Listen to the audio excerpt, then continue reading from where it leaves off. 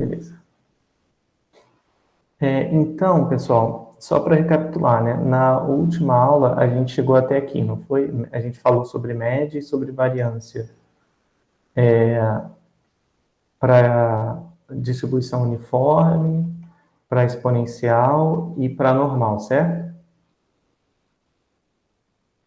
Eu acho que a gente tinha chegado nesse slide. Eu cheguei nisso em alguma turma, eu só não lembro se foi, eu não lembro se foi na de vocês ou se foi na do noturno. Eu acho que foi sim.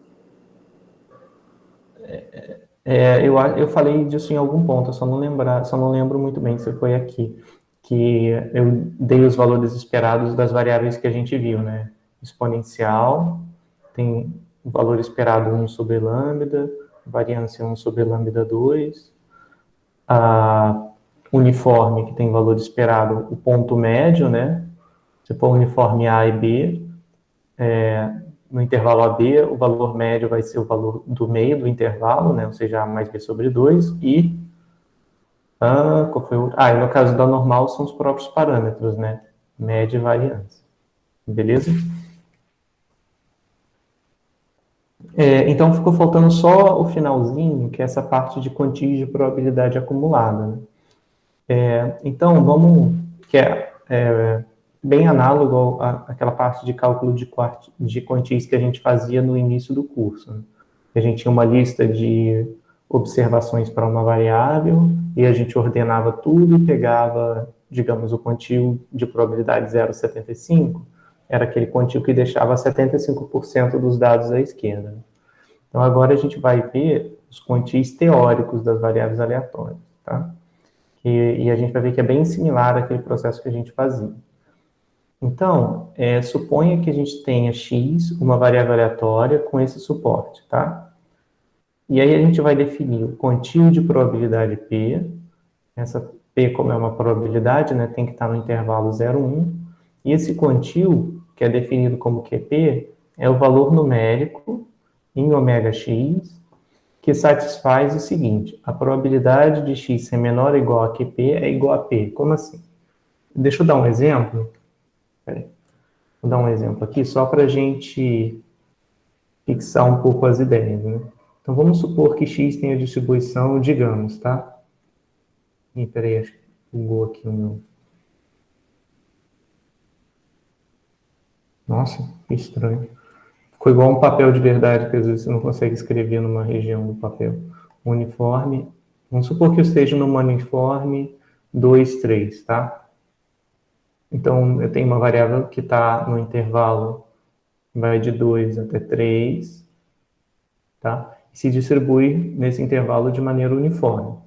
Então, vamos supor que eu quero calcular, eu vou botar aqui a reta, né? Qual é a altura dessa reta? Representa a densidade. Essa altura tem que ser 1, né? Porque a base é 1 e a altura é 1. Deveria ser um quadrado, tá? Mas o desenho fica bem ruim. Então, porque como essa área aqui tem que ser 1, então a altura tem que ser 1 também. Então, vamos definir, vamos ver o que é o quantio, né? O quantio é esse valor QP, que satisfaz o seguinte, né? Então, eu vou escrever aqui o quantio de probabilidade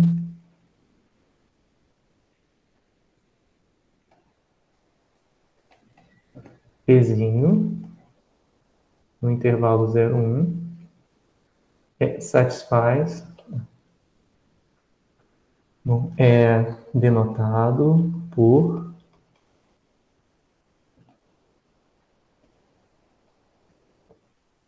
Q de quantio, com subíndice P, e satisfaz o seguinte.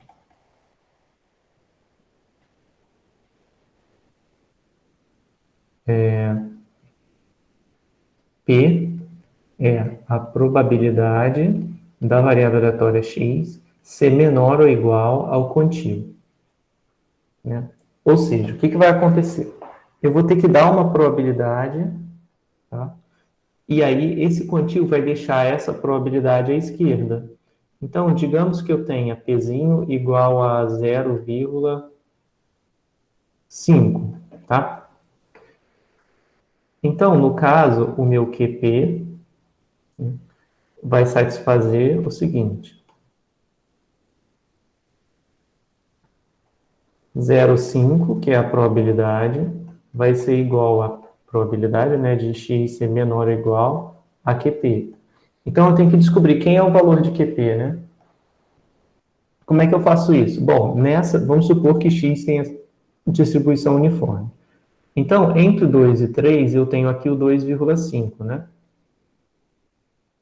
E aí, o que vai acontecer?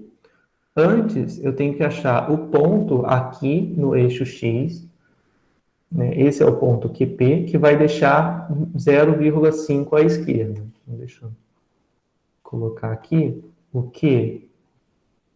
Agora, o meu P é 0,5, né? Então, ao invés de P, eu vou botar 0,5. Aí, eu já vou corrigir aqui. Ao invés de botar aqui P, eu vou botar aqui 0,5. Então, a probabilidade à esquerda desse valor é meio, né? Pela definição, esse valor Q 0,5, ele deixa metade para o lado esquerdo. Então, vou colocar aqui o 0,5. Então, pessoal, no caso da uniforme, quem é o valor de Q05? Bom, nesse caso é fácil, né? Q05 vai ser igual a 2,5, né? Que é o valor que está no meio do caminho. Vamos fazer mais outro exemplo nesse caso. Se o P for 0,75, então, né, o QP vai ser igual a Q 0,75. E quem é o Q 0,75? Né? Quem deixa 75% à esquerda? Bom, ele tem que deixar 3/4 à esquerda, então vou dividir o meu intervalo em 4 partes. Bom, tá aqui. Esse ponto aqui é o Q 0,75. Né? Porque ele vai deixar aqui para a esquerda 0,75 de probabilidade, tá? Porque 0,5 aqui, e aqui é a metade de 0,5, 0,25. Ou seja, quem é esse valor? É quem está no meio do Q05 e do 3. Q05 é 2,5, então ele tem que ser 2,75. Ah, não, droga. Peraí, minha caneta aqui está dando problema. Nossa, que estranho, gente. Pronto. Então deu 2,75. Tudo bem, pessoal? Com essa definição e esses cálculos que a gente fez aqui. Beleza. Então vamos lá, vamos fazer os exemplos que estão aqui no slide para a gente poder fechar essa parte. Então a gente tem o seguinte, né? Considere o comprimento das pinças de um escorpião adulto da espécie Scorpiomaurus, tendo distribuição normal, com média 49 e variância 6. Tá? Então, qual o comprimento separa os 2% maiores comprimentos na população?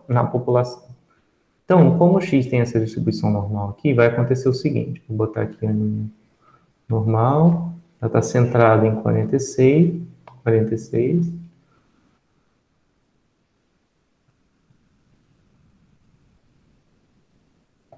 Então, eu pedi para separar os 2% maiores comprimentos. Então, aqui está o quantil. Então, esse quantil vai separar os 2% maiores. Então, essa probabilidade aqui vai ser igual a 2%, né? Bom, se essa é 2%, daqui para a esquerda vai ser 98, né? Ou seja, 0,98 vai ser a probabilidade de x ser menor do que Q, não é isso? Aqui eu posso até colocar, se eu quiser, né, para ficar consistente, esse Q, como ele deixa 98% de probabilidade à esquerda, então eu vou botar 0,98 aqui embaixo. Tá? Mas não precisa, é só para, de repente, facilitar, né? Bom, e aí, como é que eu descubro isso, né? Meio estranho. Como é que eu consigo saber? Oi, pode falar. Uma dúvida. Por que você botou 46 ao invés de 49? Ah, desculpa, eu provavelmente olhei ali o 6 e confundi. É 49, tá certo. Beleza. Então, eu tenho que descobrir quem é esse cara aqui, né? Esse aqui, ele deixa 0,98. Então, vamos abrir o R, que a gente vai fazer isso no R, tá? Tinha esses coisas da aula passada. Depois eu tenho que colocar lá no Classroom.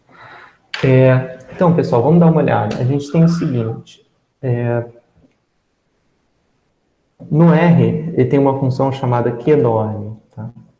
A gente viu dnorm. Bom, dnorm a gente não viu, na verdade. A gente viu pnorm, né? Que era a função acumulada, né? Então, tá aqui a função e tem até os indicadores, né? De quem são os argumentos. Agora, tem uma outra função que se chama QNorm, que ela retorna os quantis, enquanto a pnorm retorna a probabilidade acumulada. No caso, a pnorm retornaria isso, que é a probabilidade. A QNorm, ela retorna o quantil, né? Então, essa função vai ser muito útil para a gente. No caso, a função QNorm, ela retorna o quantil de probabilidade acumulada à esquerda, que a gente quiser, na normal que a gente quiser. Então, primeiro é o quantil, segundo é a média, a minha média é 49, em terceiro é o meu desvio padrão, lembrando, né? Sempre é o desvio padrão no R. Então, a gente vai botar raiz quadrada de 6, tudo bem? Então, isso aqui vai retornar qual é o valor que deixa 0,98, né, de probabilidade à esquerda, na normal, com média 49 e desvio raiz de 6, que é exatamente o que a gente quer descobrir. Logo, o que 0,98 vai ser 54,031. Tudo bem? Então, ó, aqui, esse Q vai valer 54,031. Tudo bem, pessoal? E para que a gente quer saber isso? Bom, a gente quer saber para poder justamente, né, medir, saber qual é nesse caso dos escorpiões, né, só um exemplo didático, mas a gente pode estar interessado em saber, olha, eu vou definir como comprimento de pinça usual aqueles valores que estão que deixam 2% à esquerda e 2% à direita, né?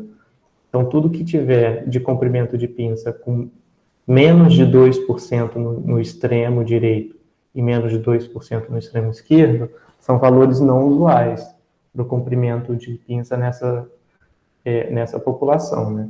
E aí você pode colocar o quantil que você julgar mais necessário. Talvez 2% seja muito alto. Talvez você queira saber, tipo, só os casos mesmo muito atípicos. Que aí você pode colocar esse valor como você queira. Pode botar 0,5% ao invés de 2%. Né? Então, o que permite a gente fazer isso é a função, são os quantis, né? A gente consegue fazer quebras naquela população, tá? Isso também pode ser feito em populações humanas, né? Para a gente saber... acho que se costumava fazer isso para subnutrição, né? E saber, numa população, comparar, né? O que seriam pesos usuais e pesos não usuais, né? Por exemplo, em recém-nascidos, né? Digamos. Enfim, eu só estou dando alguns exemplos, assim, da minha cabeça. Alguma dúvida, pessoal, nesse procedimento aqui?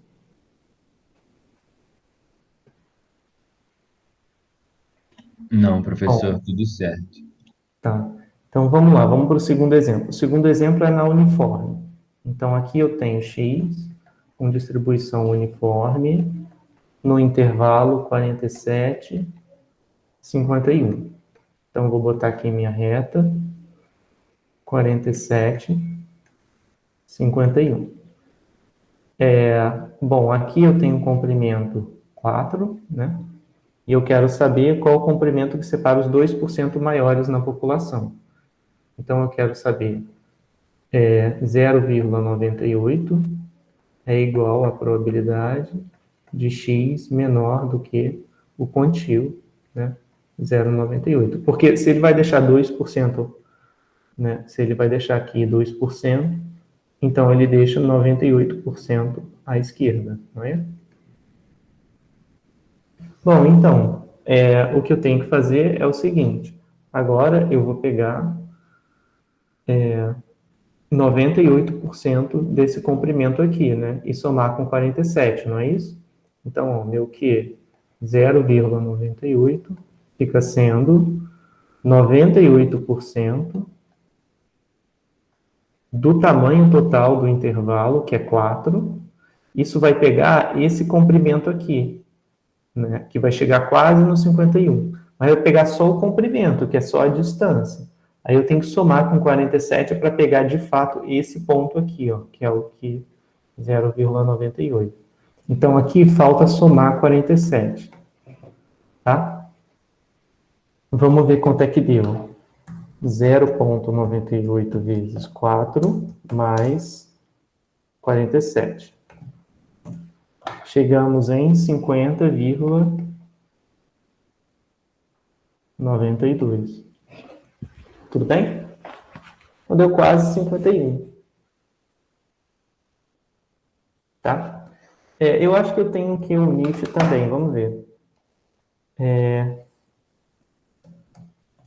Eu acho que existe essa função, vamos ver. É que eu nunca usei, na verdade. Então, aqui eu quero a uniforme que esteja entre 47 e 51. Vamos ver se ele faz. Ah, fez, viu? Ele também faz. Essa função, essa aqui, ela tem para todo mundo, provavelmente. Ela tem para QPOS, QBinom, QExp, tá? Que é de exponencial. Então, tudo isso aqui a gente consegue fazer usando o mesmo princípio da P de antes, tá bom? Vamos para o próximo. Professor, se você quisesse deixar só 2%, teria que fazer, em vez de 0,98, 0,02? Isso, se você quisesse 2% aqui, né? À esquerda, sim. Tudo bem? Sim, entendi. Tá. Então, vamos fazer o 3 agora, para a gente fechar. Então, considere o comprimento das pinças de um escorpião adulto, blá, blá, blá, tendo distribuição exponencial com taxa 1 sobre 49.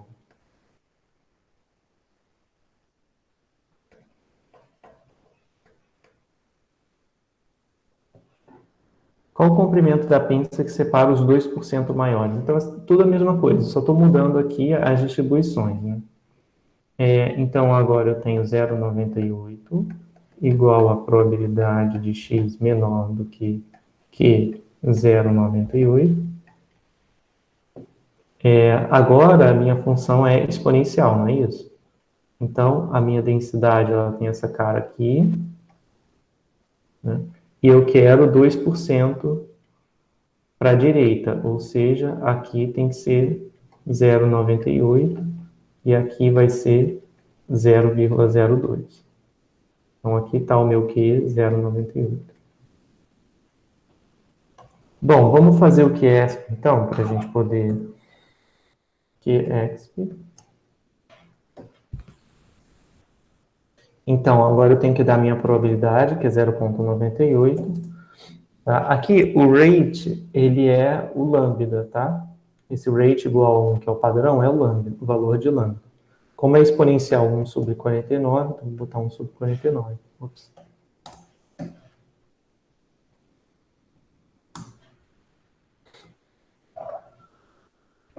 Deu esse valor absurdo, né? Então, Q 0,98 igual a 191,6891. Ou seja, a exponencial está longe de ser razoável para ser utilizada nesse exemplo. Tá? Nota que esse lambda aqui, lembra lá que na exponencial, o valor esperado de x é igual a 1 sobre o lambda, né? Só que o meu lambda aqui é 1 sobre 49, então vai dar 1 sobre 1 sobre 49, que vai dar 49. Ou seja, eu peguei aqui a exponencial que tem o mesmo valor esperado, né? Nota que Ó, o valor esperado aqui deu 49. Aqui o valor esperado é o que está no meio do caminho, né? Entre 47 e 51, o meio é no 49, a metade. E aqui também, média 49. Então, tudo está com média 49, né? Então, está razoável com respeito à média. Mas olha só o quantio de 2%. 1,91 m para as pinças. Ou seja, a exponencial não é nem um pouco razoável para ser modelada, para ser usada para modelar esse caso das pinças do escorpião. Se eu quiser, eu posso usar também a minha definição de acumulada, né? Posso fazer o seguinte. Eu até gosto de fazer esse exemplo só para a gente se certificar da resposta que vem do R. Como é que era acumulado da exponencial? Ela tinha expressão 1 menos E elevado a menos lambda x. Aí a gente substitui na fórmula, né? Quem é o lambda? Lambda é 1 sobre 49. E quem é o x? O x é o contínuo.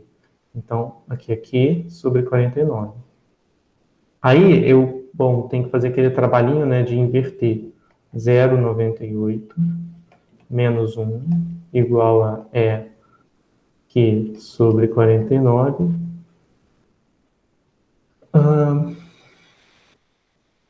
Ao menos, né? Então aqui vai dar menos 0,02 igual a menos elevado, aqui esqueci do menos, a menos Q sobre 49, né? Multiplico por menos 1, aí para inverter isso aqui eu aplico o logaritmo, né? ln 0,02 igual a menos Q sobre 49, ou seja, menos Q vai ser igual a 49 ln de 2. Então Q vai ser menos 49 logaritmo de 2. Então vamos ver quanto é que dá isso. Lembrando que esse menos aqui na frente, que esse número não vai ser negativo, tá? Porque o logaritmo de 2 vai ser um valor negativo, não? Não, deu menos. Peraí, deixa eu ver se eu fiz alguma bobagem.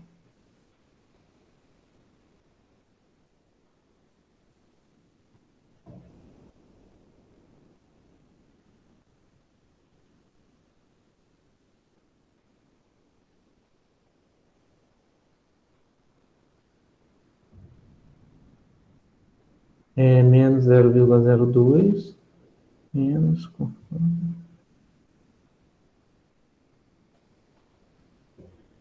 aqui.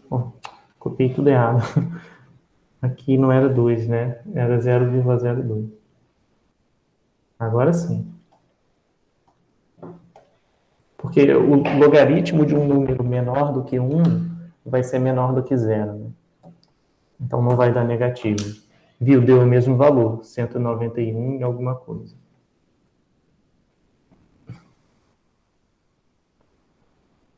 Tudo bem? Enfim, então, pessoal, isso aqui é só, enfim, um exemplinho para a gente treinar a usar as funções do R, mas também é interessante para ver que você pode fazer alguns testes, né, para verificar se aquela distribuição que você está supondo para suas variáveis faz sentido.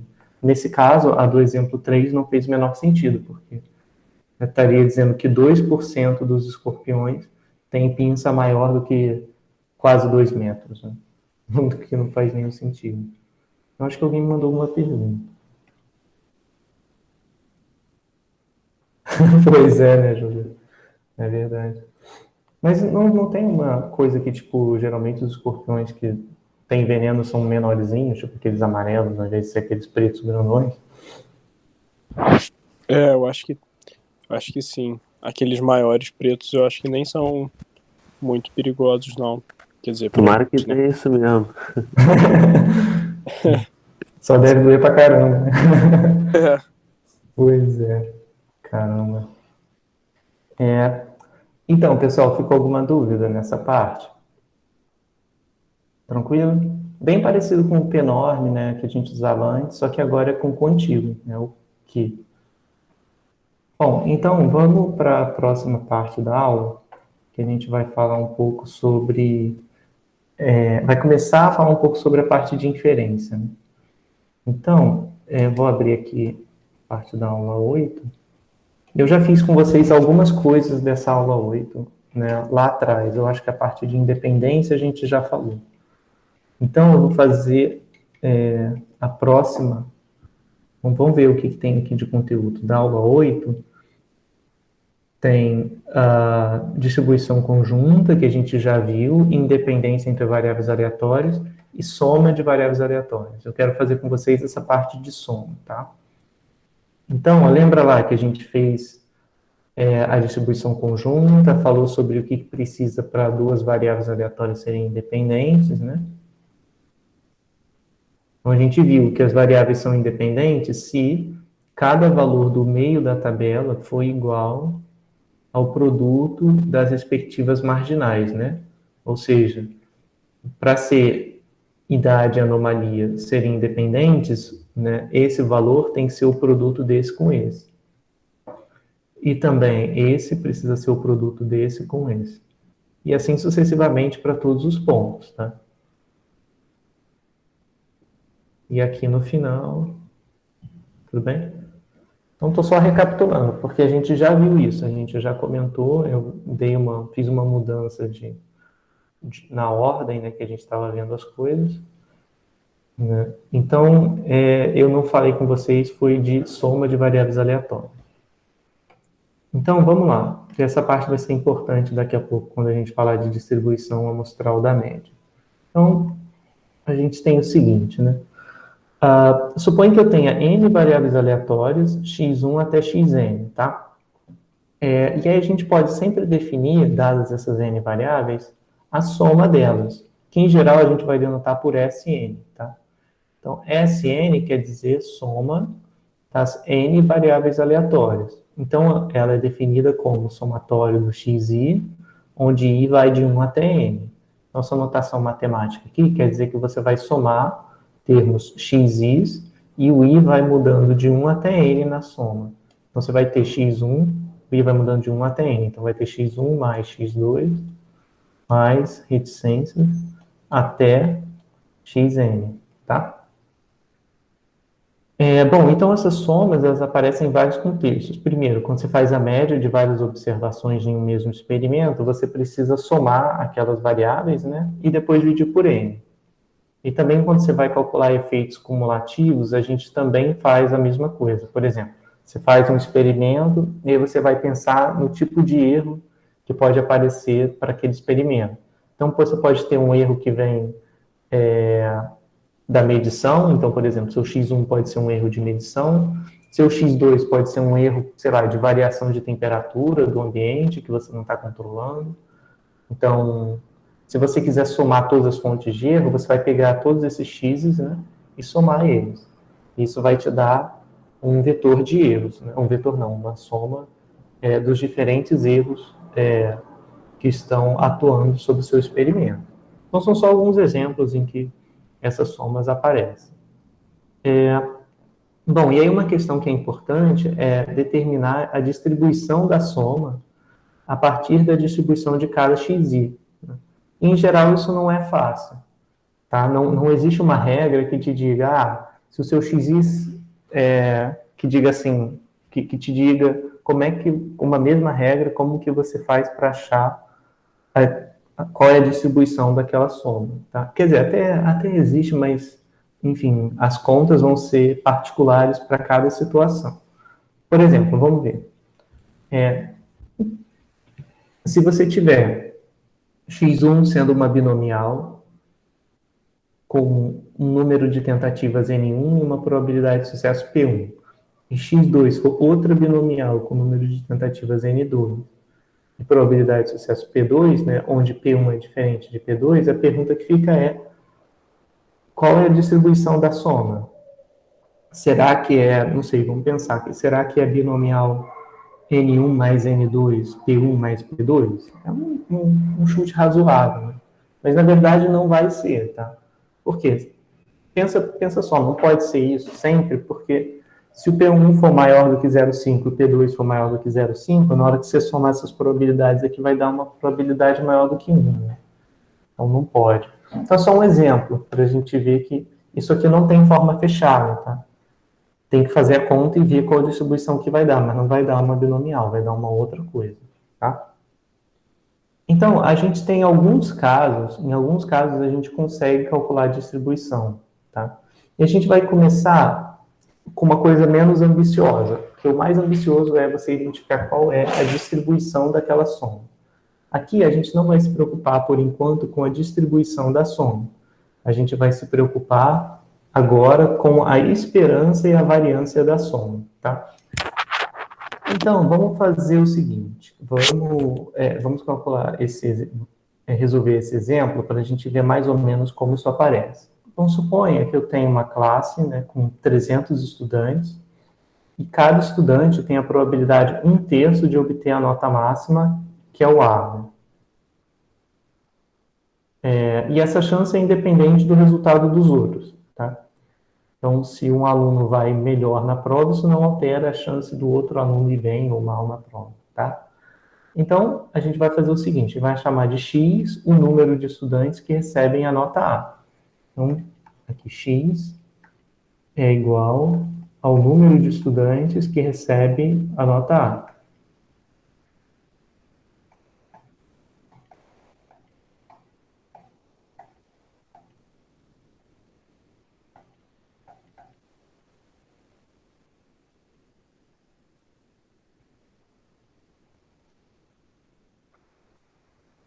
E aí a questão é, encontre qual é o valor esperado de x e a variância de x, né? Bom, tem vários jeitos de fazer. Um jeito de fazer isso é representando o x como uma soma. Então, eu posso representar, fazer o seguinte. O x, o número de estudantes que tiram nota A, ele pode ser visto como a soma do xi, aonde i vai pegar cada estudante. Então, o i vai de 1 até 300, né? Em que esse xi, ele representa o quê? Representa, esse xi eu vou definir como sendo igual a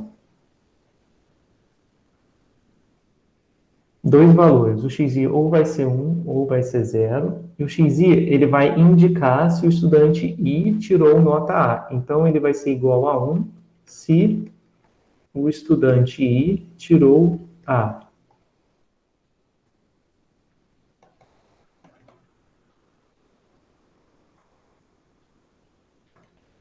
E 0 caso contrário.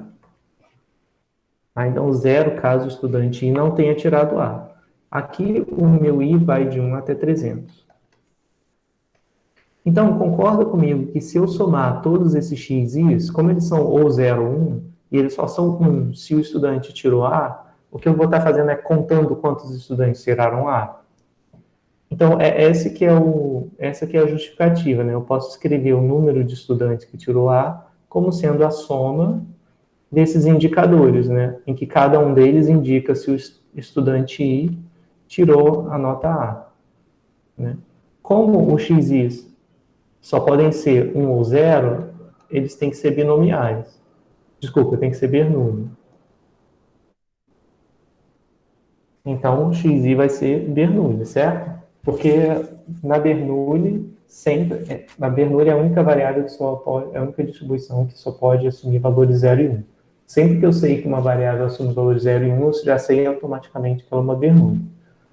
Bom, e a Bernoulli tem que parâmetro, né? Quem é o parâmetro da Bernoulli? É a probabilidade de ser igual a 1. Qual a probabilidade de ser igual a 1? É a probabilidade do estudante tirar A, e pelo enunciado do problema, cada estudante tem probabilidade 1/3 de obter A.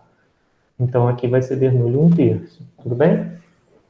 Porque 1/3 na Bernoulli é a probabilidade de x ser igual a 1. Né? E o que representa o x ser igual a 1? O estudante tirar A, o que acontece com probabilidade 1/3 de acordo com o enunciado. Né?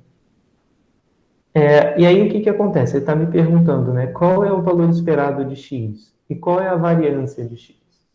Então, a gente tem que calcular o valor esperado de x, a primeira quantidade que precisa ser calculada.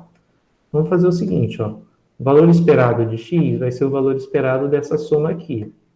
Então, vou escrever x1 até x300, não é isso? Como x é esse somatório, eu posso escrever x1 até x300. Bom, o valor esperado da soma de variáveis aleatórias é a soma dos valores esperados. Não é isso? A gente viu isso lá atrás.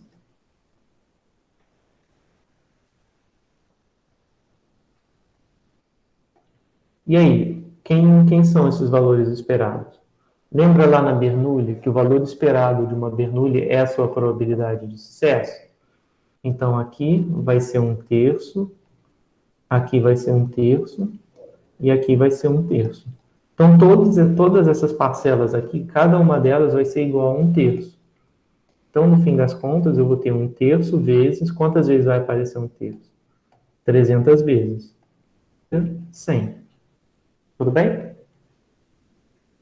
Bom, isso é bem intuitivo, certo? Se a gente for parar para pensar. Porque o que a gente tem? A gente tem o seguinte, como 1/3 é a probabilidade de obter A, então eu espero que um a cada 3 estudantes obtenha A. Se eu tenho 300 estudantes, eu espero que 100 deles obtenham a nota A, tá?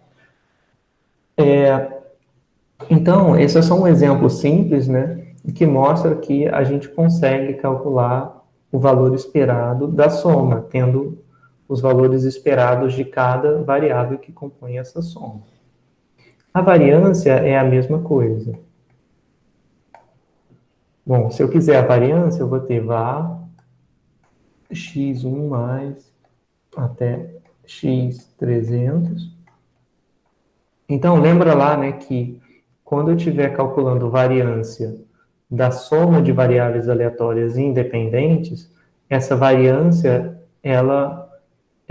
a variância da soma vai ser a soma das variâncias, mas isso só sobre independência. Então, aqui eu preciso da independência para poder usar essa igualdade que eu vou escrever agora.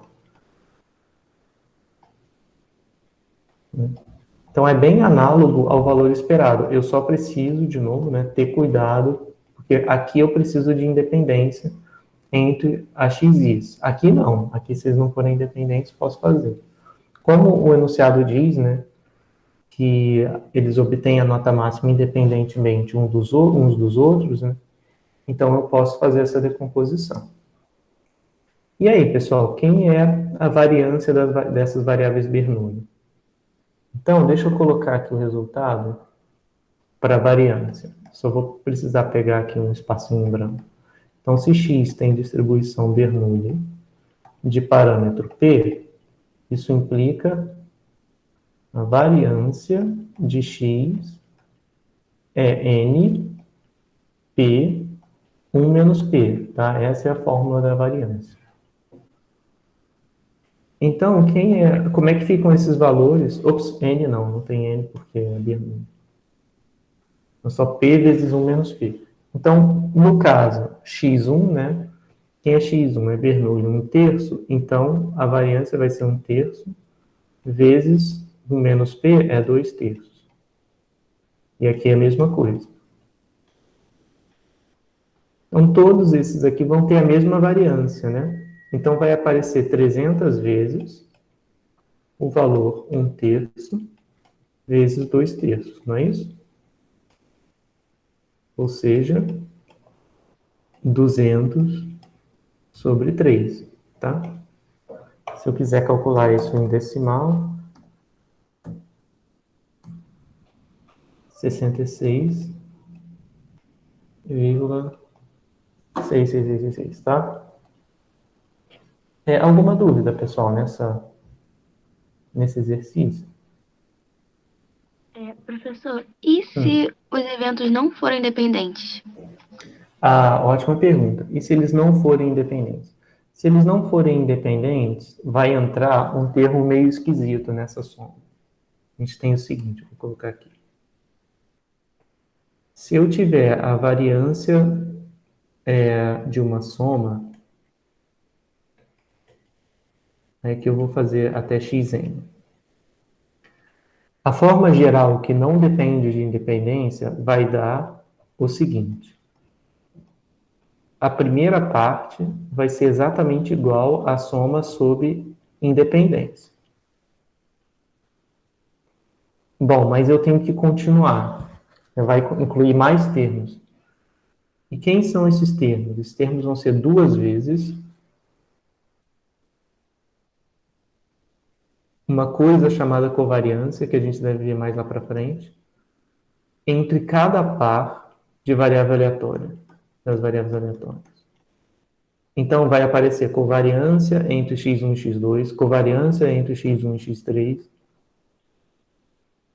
e assim sucessivamente, até duas vezes a covariância de x1 até xn. Aí, quando eu acabei o x1, eu tenho que continuar, porque eu tenho que fazer todos os pares. Então, aí agora vai vir duas vezes a covariância de x2, só que agora não pode vir x2 com x1, porque x2 com x1 já veio. Então, vai vir só x2 com x3, mais duas vezes a covariância de x2 com x4, mais até terminar duas vezes a covariância de x2 com xn. Terminei x2, aí tem que fazer isso, aí vai fazer para x3, aí depois vai fazer para x4, até todo mundo. Então vai aparecer um monte de termo esquisito aqui. Se eu quiser abreviar, a gente costuma abreviar assim. Somatório da variância do xis mais duas vezes um somatório duplo, porque são dois índices que vão variar, o índice I e o índice J, o índice I e o índice J, mas a gente vai pegar só I menor do que J, covariância de xi com xj. O que acontece aqui? Então, o que eu vou ter vai ser duas vezes, aí agora eu vou pegar todas as combinações possíveis 2 a 2 das covariâncias, né, sem repetir. Esse I menor do que J, ele está forçando que não vai repetir, ou seja, aqui o que você bota na primeira entrada sempre é menor do que você bota na segunda, em termos de índice. Então, aqui vai ser sempre x1 e x2. Não vai aparecer x2 e x1, porque o I tem que ser menor do que J. Tá? Então, quando os x e são independentes, essa é a fórmula geral, tá? Essa fórmula daqui para cá é a forma geral. Se os x e são independentes, as covariâncias são todas iguais a zero, se os x e são independentes. Então, essa parte toda aqui vai embora. Aí, por isso que a gente fica insistindo nessa chatice, né? Para decompor como soma de variâncias, as variáveis têm que ser independentes. Se não forem, tem que colocar essas covariâncias 2 a 2 e os termos não vão ser zero, se as variáveis forem independentes. Mas, assim, é meio chato, é porque a gente não entra muito nesse detalhe, porque dá trabalho de fazer de considerar essas covariâncias. Então, por isso a gente está sempre supondo, para calcular a variância da soma, que as variáveis são independentes. Tudo bem? Tudo bem, assim, difícil de entender, mas Pois é. ok. O que é, assim, eu acho que a lição que tem que tirar é a seguinte: quando não são independentes, você tem que levar em conta mais um termo que é esquisito e que é difícil de calcular, que é esse termo aqui. Então, como ele é chato, difícil de calcular, a gente vai usar a fórmula, a gente vai se restringir ao caso que x são independentes. Se os x não forem independentes, aí fala para o estatístico fazer a conta para você, porque é bem chato, tá? Não é tão trivial não, tá bom? Professor, Essa aqui é a lição mais ou menos. Oi, pode falar. será que você poderia dizer o que é variância, que me esqueceu? Tá. Variância, ela representa a variabilidade, né? Dos dados. Então, dos dados e da variável aleatória. Então, quanto maior a variância, maior é a variabilidade. A fórmula da variância é a seguinte: é o valor esperado do quadrado da distância entre x e a sua média. Tá? Essa é a definição. E a gente viu que para efeitos de cálculo, né, de fazer a conta, essa variância também é igual ao valor esperado de x ao quadrado menos o valor de x, não, o valor esperado de x ao quadrado do lado de fora, tá? Então, ela é uma medida de variabilidade, basicamente. Tudo bem? Pera, eu não entendi isso Beleza. daí. É o que direito? Eu fiquei confusa. Ó, a interpretação, a fórmula é definida assim, tá? A interpretação é valor esperado do quadrado da distância entre x e a sua média, tá?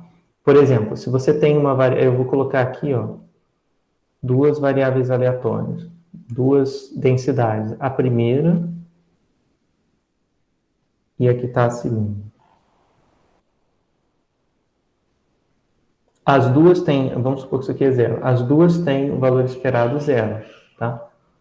Mas qual delas que tem, para qual delas que eu espero uma distância maior entre a variável e a sua média? Bom, essa daqui, né? Então, essa daqui tem a variância maior.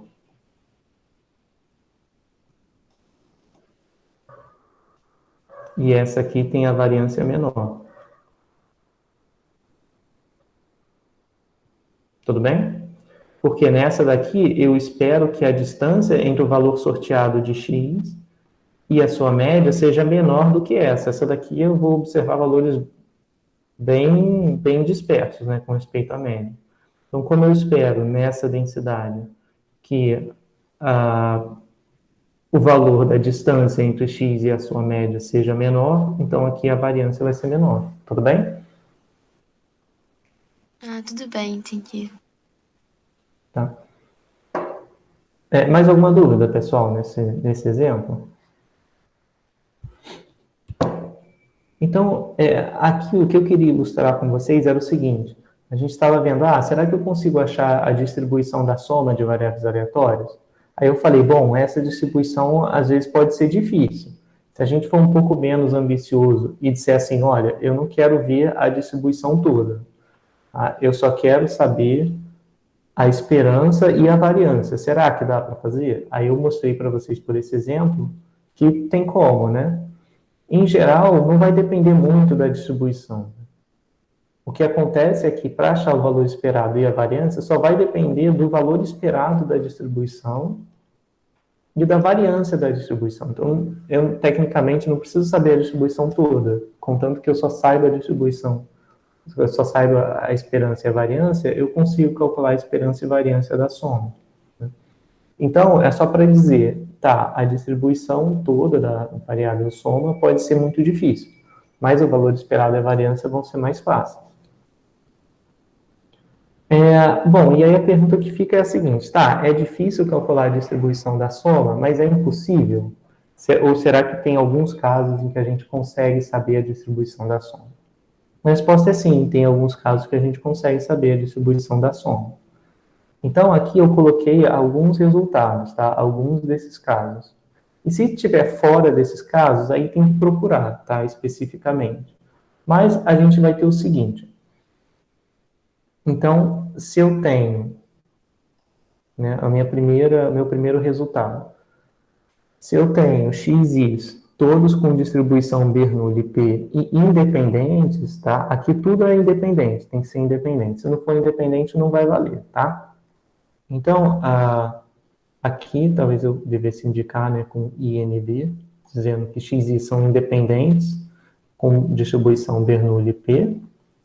Então, a soma vai ser binomial NP. Ou seja, se eu tenho N Bernoullis de tamanho P, né, N Bernoullis de probabilidade de sucesso P, a soma delas vai ser binomial NP. Né? Então, ó, nesse caso aqui do exemplo, eu até conseguia fazer, né? Porque, ó, nota só, né? Aqui no exemplo eu tinha todos os x's Bernoullis com a mesma probabilidade P. E eu estava somando 300 dessas Bernoullis. Então, no meu exemplo, né, essa soma daqui representava o número de estudantes que tinham tirado A, e aqui o resultado está me dizendo que isso tem distribuição binomial NP. No caso, o meu N era 300 e o P é a probabilidade de sucesso da Bernoulli, que era 1/3. Ah, então naquele caso em que a gente só fez a conta pela variância e pelo valor esperado, a gente conseguia, naquele caso, recuperar toda a distribuição, porque cada uma era Bernoulli com a mesma probabilidade de sucesso P, então dava uma binomial. Se eu fosse fazer o valor esperado e variância, né, eu poderia primeiro identificar que a soma é binomial, identifico os parâmetros, e aí ficava fácil, né? O valor esperado da soma seria, como a soma é binomial NP, o valor esperado vai ser N vezes P. 300 vezes 1/3, que é 100. Né? Foi igual ao que a gente achou aqui. E a variância da binomial é NP 1 menos P. Então, 300 vezes P vezes 1 menos P. Então, sairia direto. Tá bom? Então, esse é só um caso. Então, se eu tiver a soma de várias Bernoullis independentes, todas com a mesma probabilidade de sucesso P, a soma vai ser binomial N e P. É o mesmo P que aparece aqui, é o P que aparece da Bernoulli, tá? Então, as probabilidades não são somadas, elas são mantidas, e o que acontece é que eu obtenho uma binomial com N, onde N é o tamanho da soma, e a probabilidade de sucesso se mantém. Existe um caso mais geral, que é o segundo, em que eu posso somar várias binomiais. Então, se eu tiver várias binomiais, todas com a mesma probabilidade de sucesso, mas eventualmente as quantidades de tentativas podem ser diferentes, né? Elas podem variar com I. Se isso acontecer, a soma também vai ser binomial. Tá? Só que ela vai ser a soma das tentativas, né? O número de tentativas vai ser a soma de cada tentativa, a probabilidade de sucesso vai ser o P, o mesmo P que aparecia aqui. Tá? Um terceiro, esse segundo caso ele não vai aparecer muito. Eu diria talvez ele nem apareça. O terceiro caso, ele aparece mais, né? Ele aparece mais ou menos com a mesma frequência do primeiro, que é se x e são poissons, você soma essas poissons independentes, né? Sempre tem que ter independência. Então, então essa variável soma vai ter também uma distribuição Poisson, e a taxa dessa Poisson vai ser a soma das taxas, tá? Então, cada xi tem a sua própria taxa, lambda i. Aí, aqui, a soma dos xis vai ter taxa igual, a soma dos xis vai ter a taxa igual à soma das taxas, tá? Então, da Poisson vale, né? Se eu pegar várias Poissons independentes, mesmo que tenham taxas diferentes, e somar todo mundo, vai dar também Poisson, tá? E a taxa vai ser a soma das taxas. E quarto e último caso, esse é o que a gente vai mais usar, é o caso da normal. Se eu tiver várias variáveis aleatórias normais, cada um com a sua própria média e cada uma com a sua própria variância, eu vou ter que a soma vai ser uma normal, cuja média é a soma das médias, e a variância é a soma das variâncias, tá?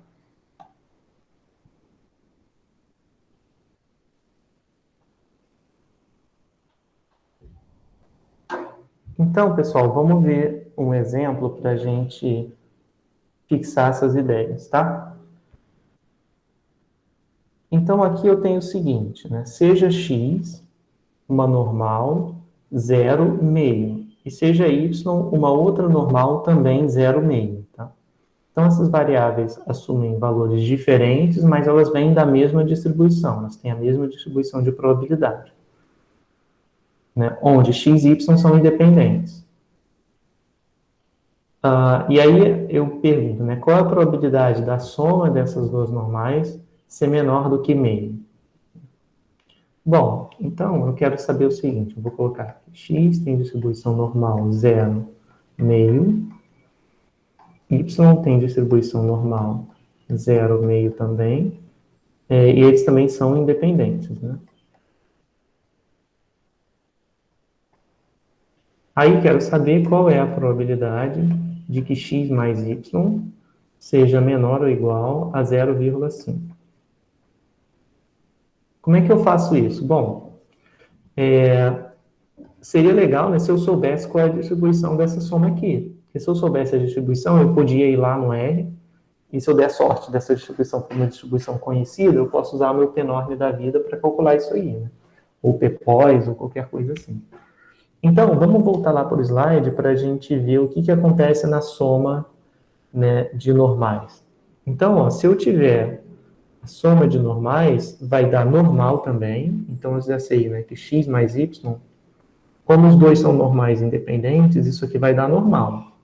É a primeira parte da propriedade, 4. Bom, e aí eu vou olhar para a média. Quem é a média? A média aqui é a soma das médias individuais. Então aqui vai dar 0, que é a média do x, mais 0, que é a média do y. E a variância? A variância também é a soma das variâncias, então vai dar meio mais meio. Ou seja, isso aqui resultou em uma normal 0, 1, que é a normal padrão, né? Então, nesse caso, essa soma x mais y, ela é uma normal padrão, né? Então, como eu sei que é normal padrão, essa probabilidade aqui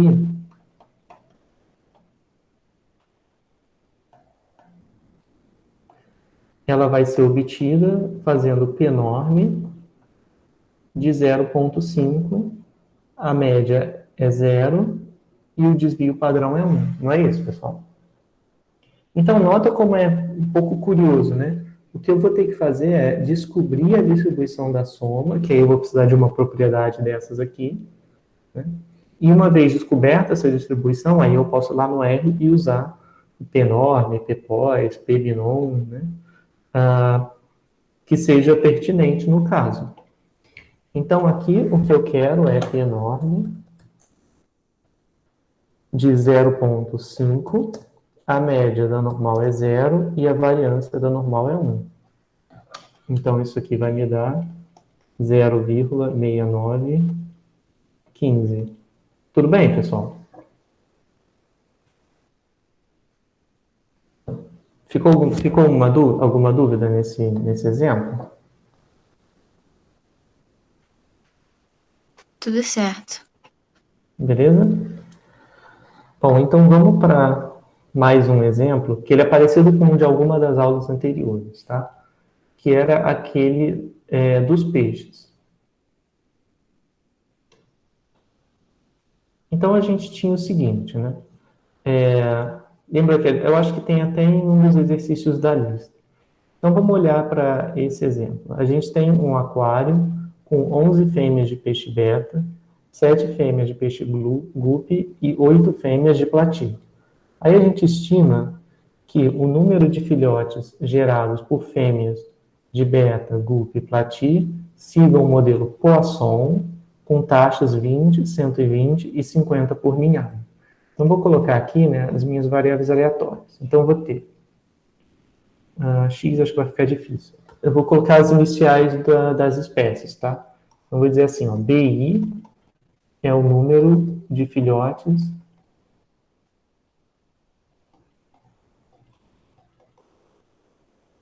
da iésima fêmea de beta. Aí eu vou ter guppy, que é G, aí para não confundir, vou botar J, tá? Que é o número de, blá, blá, a mesma coisa. Aqui é J, ésima, fêmea, de guppy. E beta, guppy, platí. PL. Número de filhotes da L-ésima fêmea. Eita. No caso, platí. E aí, bom, a gente tinha o seguinte, né? pelo enunciado. BI era Poisson com taxa 20. E aqui o meu I varia de 1 até 11, não é isso? São 11 fêmeas de beta, 7 fêmeas de gupe, então os GJs têm distribuição também Poisson, com taxa 120. Aqui J vai de 1 até 7. E PL com distribuição Poisson, com taxa 50. Então, aqui L vai de 1 até... Quantas fêmeas? São 8, né? Beleza? Então, isso aqui são todos independentes. Pelo problema.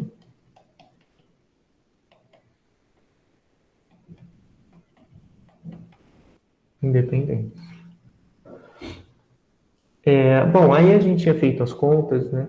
E a gente tinha chegado que o valor esperado... Então, se a gente definisse X como sendo o total de filhotes, né?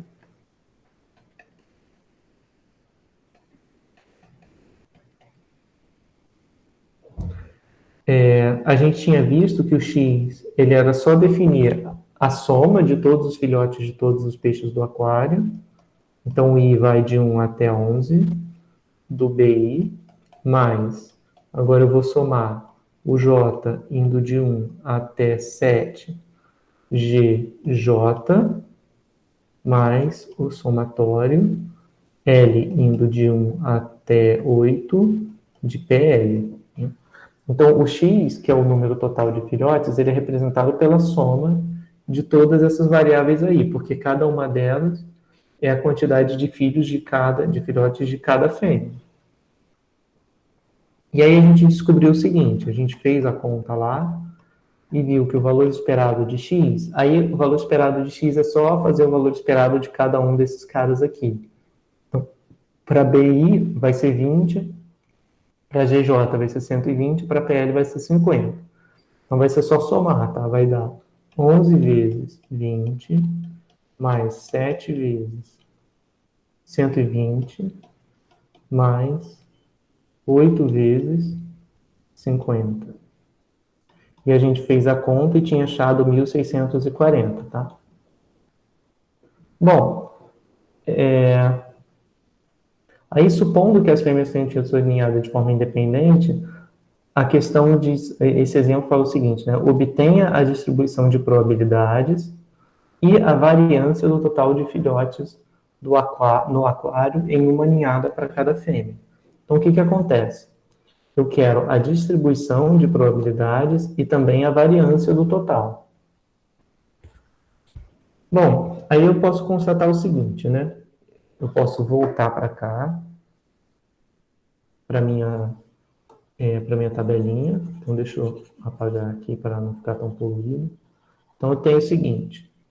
Aqui eu tenho várias Poissons, né? Cada uma com taxas potencialmente diferentes, né? Então, o que eu tenho é esse caso aqui. Meu XI, né? Cada variável XI tem sua própria taxa, aí algumas taxas são iguais entre si, por exemplo, para todas as betas é a mesma taxa, mas essas taxas são diferentes para as grupos, que são diferentes para as platis. Então, o que eu tenho se cada um dos XI é Poisson com a sua própria taxa, a soma vai ser Poisson com a soma das taxas. Então, eu sei que X tem distribuição Poisson, e qual é a taxa da soma, né? O que eu vou botar aqui dentro? Pela fórmula, eu tenho que botar a soma de cada uma das taxas, ou seja, tem que somar 11 vezes 20, mais 7 vezes 120, mais 8 vezes 50, que é exatamente o valor que eu tinha feito aqui, essa conta. Então, vai dar Poisson com taxa 1.640, tá? Então, isso responde à primeira parte da pergunta, a primeira parte do exemplo. Qual é a distribuição de probabilidades do total de filhotes no aquário? Então, destaco aqui, né? Essa é a distribuição de probabilidades. E aí, a segunda pergunta é qual é a variância desse total de filhotes? Ou seja, qual é a variância de X? Aí é só me lembrar que na Poisson, a média e a variância são o mesmo valor, né, o mesmo lambda. Então, a variância vai dar também 1.640. Tá bom? Então, essa é a resposta para a segunda pergunta.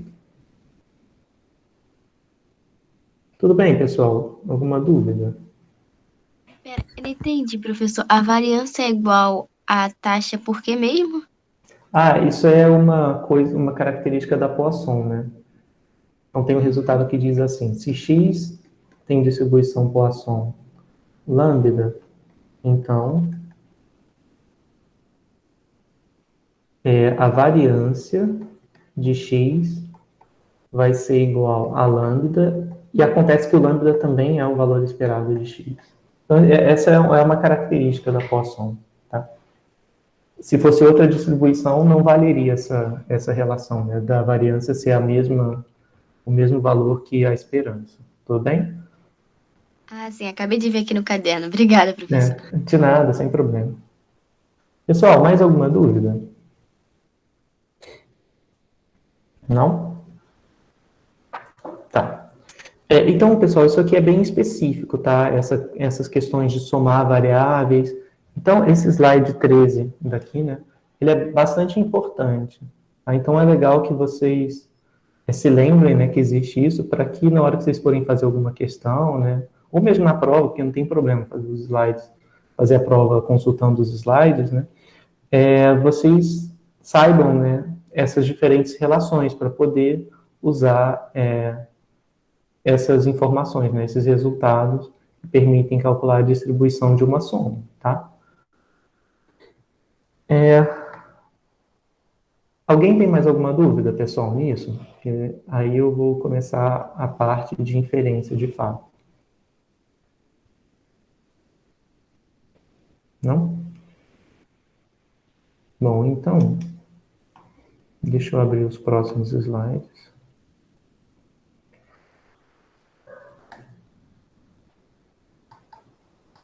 Então, guardem essa informação de que a soma de variáveis aleatórias independentes, ela nem sempre ela nem sempre é fácil de obter, né? Quem é a distribuição dessa soma.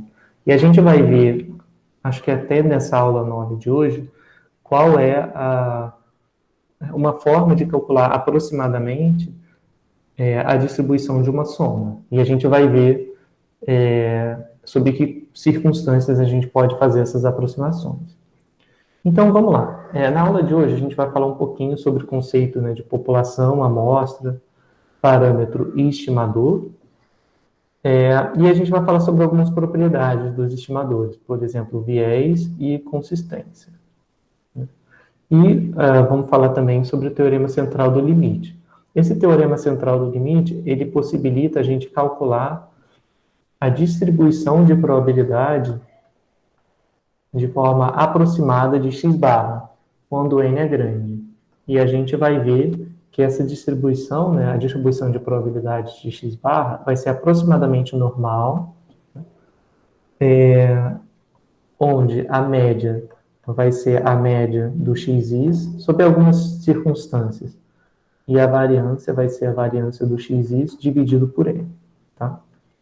Mas a gente vai ver por que é uma aproximação, o que eu preciso para conseguir, para que essa aproximação seja boa, né, para ser utilizada, e a gente vai ver também quais são as suposições sobre as variáveis que entram aqui no cálculo da média.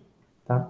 Então, essa parte do teorema central do limite ela é muito importante, ela vai unificar os dois mundos que a gente estudou até agora. O primeiro mundo, que era das estatísticas descritivas, né? Esse x barra aqui é quem? É a média amostral, né? Então, lá no início do curso, a gente não falava nada de probabilidade, calculava a média amostral e usava como um indicativo, né, de uma medida de posição. E aqui a gente vai pegar essa média amostral e vai olhar para o comportamento teórico dela, né, para o comportamento probabilístico ou aleatório dessa variável média. Então, a gente vai fazer aí um compromisso entre as duas coisas, né, entre as medidas descritivas e as distribuições de probabilidade. Bom, então vamos relembrar aqui alguns conceitos, né? Então, um problema geral na estatística é que a gente quer tirar conclusões sobre uma população toda, mas a gente não consegue investigar todos os seus indivíduos. Então, por exemplo, a gente quer saber, digamos, qual é a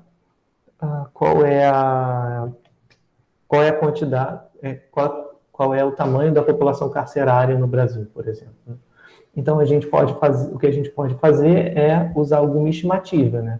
Olhar para alguns presídios e ver a quantidade de pessoas, né, que estão presas ali, que estão ali naqueles presídios e fazer um tipo de estimativa para todos os presídios que a gente não conseguir investigar. Então, a gente consegue. Então, o objetivo é, a partir de uma amostra, a gente quer concluir, ou a gente quer estimar algum parâmetro para a população toda, né? Então, no caso, o que a gente faz é selecionar uma amostra de indivíduos que represente razoavelmente bem a população. E com os resultados da amostra, a gente infere resultados para a população inteira. E a gente sempre vai lembrar, né, que existe a questão da variabilidade, que as amostras diferentes vão conduzir a resultados diferentes, né?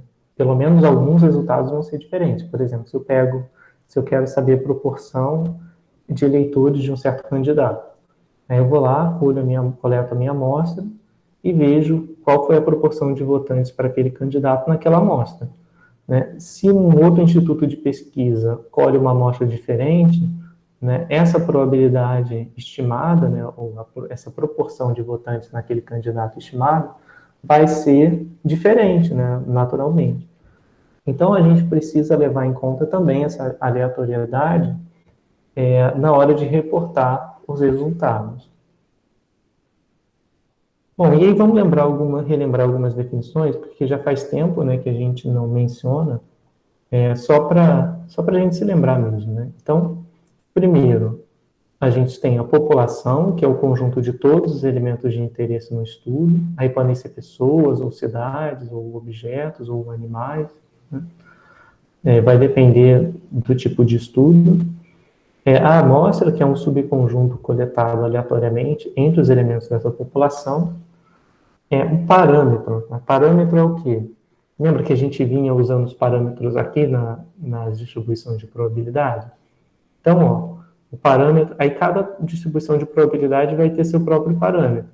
Por exemplo, no caso dos peixes, esse X aqui representa a média do número de filhotes, né, de todas essas fêmeas aí no total.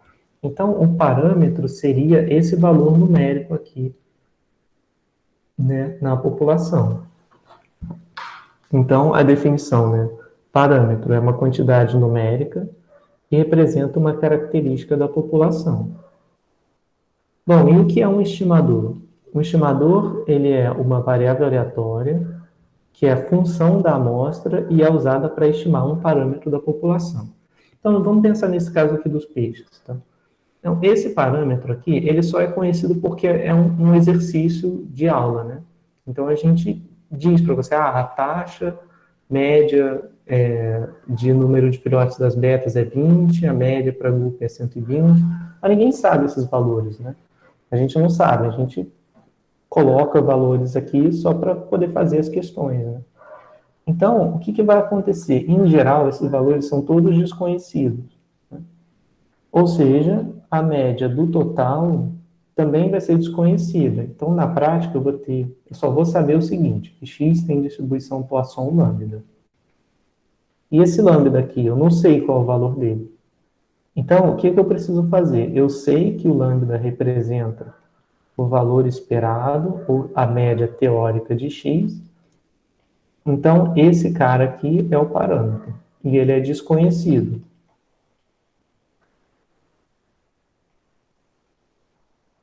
Esse cara é o parâmetro que é desconhecido. Então, eu posso esperar uma ninhada de cada fêmea e contar quantos filhotes que nasceram, ainda assim, fazendo toda essa contagem, eu não vou saber quem é o valor esperado de X.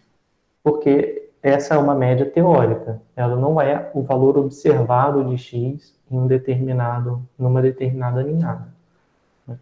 Então, essa média ela é desconhecida, ela é um valor populacional. Como é que eu posso ter uma ideia de qual deve ser o valor dessa média? Ora, eu posso usar como estimador a média aritmética, né? Tudo bem? Então, o que eu posso fazer? Eu posso, onde cada um desses xis é uma ninhada do aquário todo, tá? Então, o que eu posso fazer? Eu posso ir lá, né, e ver uma ninhada para cada fêmea, pronto, conto os filhotes, beleza, esse é o meu x1. Aí eu espero mais a próxima ninhada, conto todos os filhotes. Aí eu obtenho o x2. Eu espero a próxima ninhada, conto os filhotes x3, e assim sucessivamente. Vamos supor que eu faça isso para, sei lá, digamos, 10 ninhadas, e aí eu posso combinar, né? Posso fazer a soma dessas 10 ninhadas e depois dividir por n. Certo? Então, ao fazer isso, eu vou obter uma estimativa para o meu parâmetro lambda. Tá? Então, esse cara daqui, ele é o x barra, ele é um estimador para lambda. Né?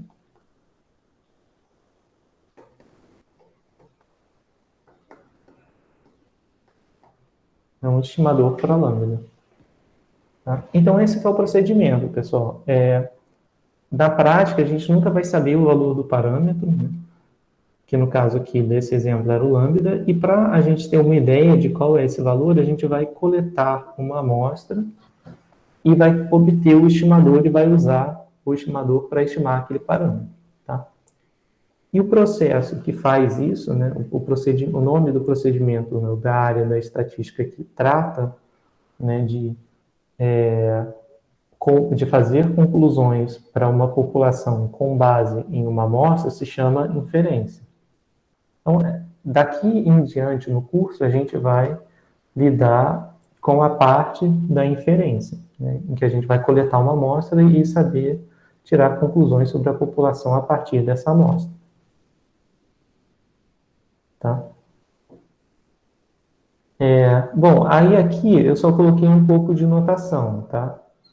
Que é o seguinte, quando a gente está falando de população, o que a gente vai ter vai ser uma afirmação do tipo, né?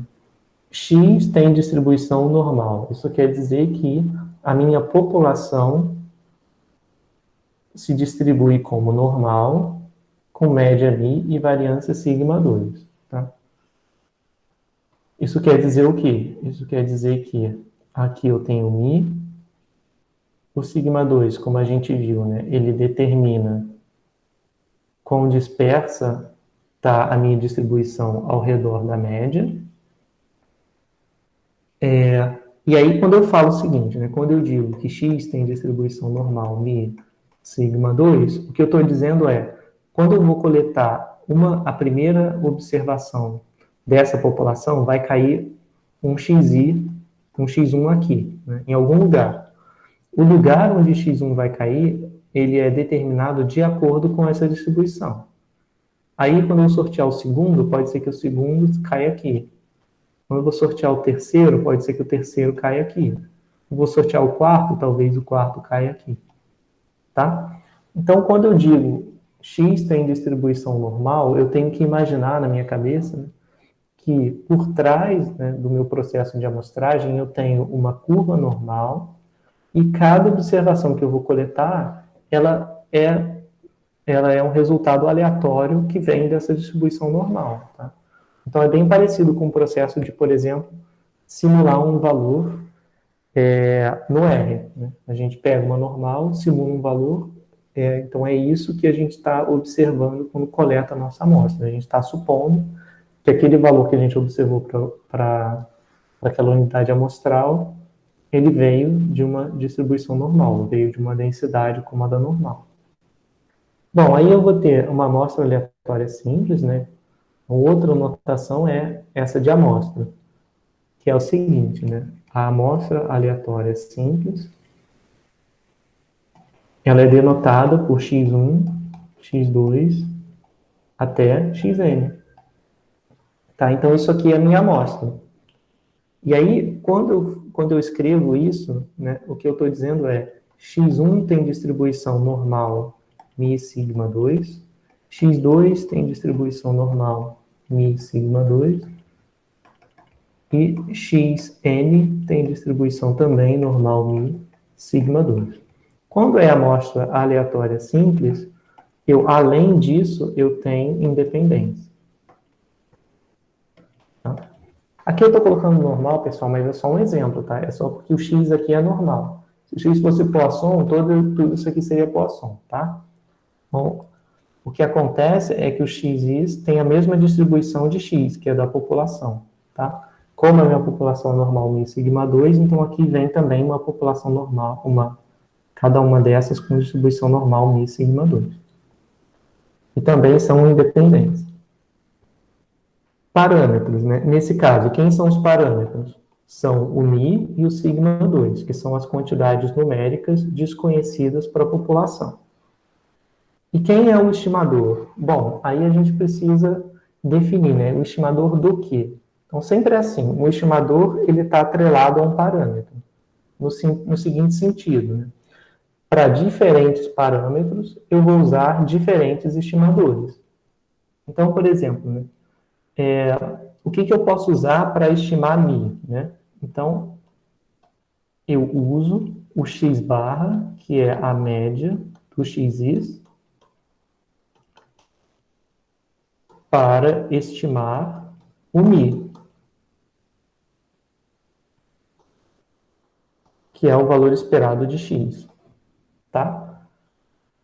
Bom, e para sigma 2? Bom, para sigma 2 eu posso usar aquela quantidade S2 que a gente viu lá no início do curso, que era a variância amostral. Era definida assim. Então, uso S2 para estimar sigma 2 igual a var de x. Então, nota que o estimador para mi é x bar, né? Só que esse x bar ele não vai ser um bom estimador para sigma 2, né? Porque não tem nada a ver. O x bar é uma média amostral, vou usar para estimar uma variância? Não. Então, para estimar a variância populacional, eu uso um estimador que é a variância amostral. Então, pessoal, nesse sentido, o estimador ele sempre vai ser função da amostra, tá? Vamos olhar aqui para o x bar. O x bar ele é a função de quem? Da amostra. Aqui só aparece xis. E o S2? O S2 também é estimador, ele é uma função da amostra, tá? Então, pessoal, tá claro isso? Cada estimador, ele vai estimar uma certa quantidade. Então, sempre que eu falar em estimador, eu vou ter que estar, pelo menos implicitamente, me referindo a um parâmetro específico que aquele estimador pretende estimar, tá? Alguma dúvida, pessoal, nesses conceitos? Não? Bom, tudo bem. Então, vamos lá. A gente vai focar nessa primeira parte na média amostral, tá? Porque a média amostral, ela aparece muito, tá? Em várias circunstâncias. E ela é um dos estimadores mais simples que tem. É só você pegar a sua amostra e calcular a média. Então, para a média amostral, a gente tem o seguinte, né? Vai existir uma média na população, que é denotada por mi, e essa média vai ser o valor esperado da variável aleatória, que representa a distribuição da população, né? E aí, bom, esse mi aqui é só uma anotação, tá, pessoal? Não quer dizer que ele é a média da normal. Então, por exemplo, se eu tiver x Poisson, lambda, então, no caso do mi, que é definido como valor esperado, nesse caso da Poisson, ele vai ser o lambda, tá? Se o x tiver distribuição, digamos, exponencial, lambda, né?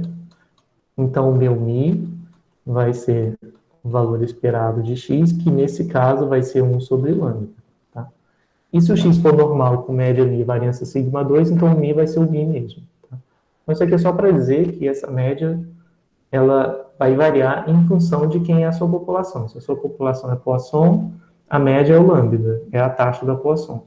Se a sua população é exponencial, a média é 1 sobre a taxa da exponencial, como a gente já viu nos slides anteriores. Então, para eu estimar a média da população, eu uso a média amostral. A média amostral é definida como, né, como a soma de todos os valores da amostra dividida por n, ou seja, a somatória de xi dividido por n. Bom, e aí acontece o seguinte, né? A gente vai ter a média amostral como um estimador para mim, mas a pergunta que fica é a seguinte, né? Será que o x-bar é um bom estimador? Será que é uma boa ideia usar o x-bar para estimar o mi? Né? O que seria isso? Né? O que seria um bom estimador? Né? Bom, e aí a resposta para essa pergunta, né, da forma mais vaga possível é: um bom estimador é aquele que possui boas propriedades, né, não medidas. Então, o que a gente vai fazer? A gente vai olhar para algumas propriedades, né, dos estimadores e a gente vai identificar quando a gente tem boas propriedades e quando não tem. E a gente vai ver se x barra tem essas propriedades. Então, ó, a gente consegue ver, depois a gente vai mostrar mais à frente, que x barra é não viesado e também é consistente na estimação de mi. Então, essas são as propriedades que a gente estava falando, né? Que x barra que um bom estimador precisa ter. Ele precisa ter boas propriedades. A primeira boa propriedade é ele não ser viesado. E a segunda boa propriedade, uma segunda boa propriedade para a variável t, é que ela seja consistente. E a gente vai ver o que significa essas coisas. O que significa precisamente ser não viesado e o que significa ser consistente. Então, vamos lá. A gente já viu que um estimador é uma função da minha amostra. Então, a gente tem que o estimador, né, isso aqui é a amostra, mas o estimador, que é a função da amostra, ele também vai ser aleatório. Né? Vamos olhar aqui para o estimador x barra. X barra é a função da amostra. Como a minha amostra é aleatória, e x barra é a função da amostra, x barra também vai ser aleatório, tá? Então, esse é um mantra aí da estatística. Tudo que depende de coisa aleatória também é aleatório. E como os dados ou a amostra é aleatória, tudo que depende da amostra aleatória também é aleatório.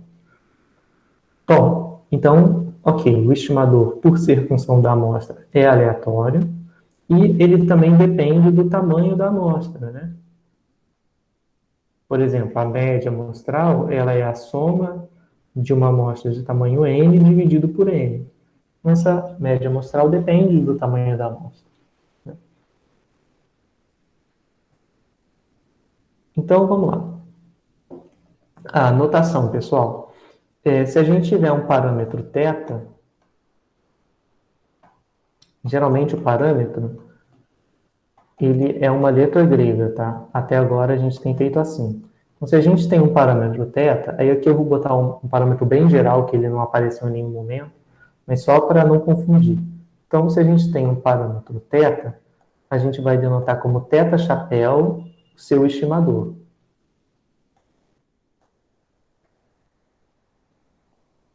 Tá? Então, nesse caso aqui da normal, a gente tinha como parâmetro o valor mi, e o seu estimador, era mi chapéu, que era a média aritmética, tá bom? Da mesma forma, eu tinha sigma 2 como parâmetro, e o estimador de sigma 2 que eu estava considerando era 1 sobre n menos 1 somatório de xi menos x barra, ao quadrado. E varia de 1 até n. Tá? Então, isso aqui é só notação, tá, pessoal? Se eu tenho um parâmetro, eu vou denotar como o parâmetro com o chapéu em cima, com o circunflexo em cima, como sendo o estimador daquele parâmetro. Tá? E esse estimador, ele sempre vai ser função da amostra. Ele sempre vai envolver o xis dentro dele. Então, vamos ver a primeira definição. A gente vai chamar de viés do estimador a distância entre o valor esperado e a média. Não, desculpa, o valor esperado e o parâmetro que você quer estimar. Tá? Então, a diferença... Desculpa, eu falei distância, mas eu quis dizer diferença. Então, a diferença entre o valor esperado do estimador e o que ele está estimando é definido como viés. Tá? E aí a gente vai dizer que o estimador θ-chapéu, ele é não viesado na estimação de θ, se o que se espera para aquele estimador coincide com o verdadeiro valor do parâmetro. Né? Ou seja, se o viés na estimação de θ for igual a zero. Em outras palavras, isso significa que o valor médio de θ-chapéu coincide com o parâmetro θ que a gente quer estimar. Deixa eu ver como é que está o próximo exemplo. Beleza, era sobre isso que eu queria falar com vocês. Então, pessoal, vamos olhar para essa definição 1 aqui, para viés do estimador. Então, a gente tem o seguinte. Eu quero ver se x barra ele é viesado para estimar μ ou não. Então, o que eu vou fazer? Vou calcular quem é o valor esperado de x barra. E x barra é aleatório, certo? Então, ele tem uma determinada distribuição. Seu valor esperado, vamos lá, vamos calcular o valor esperado de x barra. Quem é o valor esperado de x barra? É o valor esperado de 1 sobre n, somatório de xi. Certo? Tá? Então, só substituir aqui x barra pela sua expressão. Aí agora, nota que eu tenho uma constante multiplicando, ela sai do valor esperado. E aqui dentro eu tenho o valor esperado da soma. Bom, a gente já viu, né, que o valor esperado da soma de variáveis aleatórias é igual à soma dos valores esperados. Não é isso? Então, se eu tenho o valor esperado da soma, é a soma dos valores esperados. Bom, cada valor esperado desses, como cada um deles é normal, média, μ e variância sigma 2, cada um desses aqui é μ. Então, eu tenho somatório de μ n vezes. Então, vai dar n vezes μ. Esse cara vai embora com esse e deu μ. Olha só, pessoal, que interessante. O valor esperado da média amostral coincide com a média populacional. Tudo bem? Então, o que acontece? Eu identifico, né, que a média é uma quantidade aleatória. Se ela é uma quantidade aleatória, ela tem, por exemplo, um valor esperado.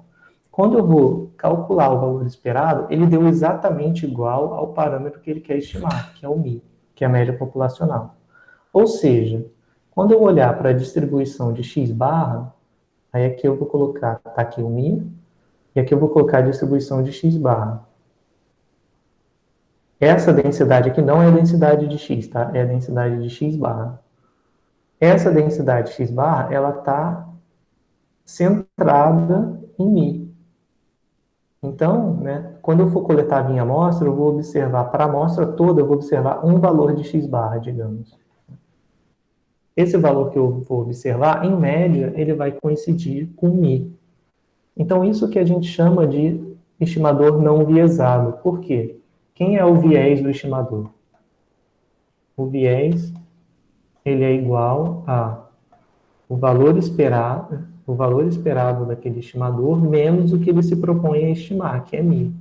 Como esse valor esperado é μ, μ menos μ, zero.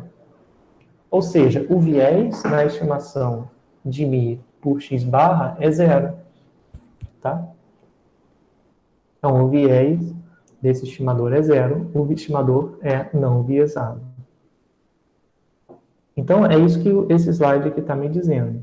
né, que em média o estimador ele acerta o verdadeiro valor do parâmetro. Por que isso é importante, né? E vamos pensar que eu imagine um outro estimador qualquer, que aqui esteja o mi, mas que ele seja um estimador viesado. Se ele é um estimador viesado, né, eu vou chamar esse outro estimador de mi chapéu com asterisco, tá? Se ele é viesado, então ele não está ao redor do verdadeiro valor de mi. Então aqui está o mi chapéu, a distribuição de mi chapéu asterisco. Né? Isso aqui seria um estimador viesado.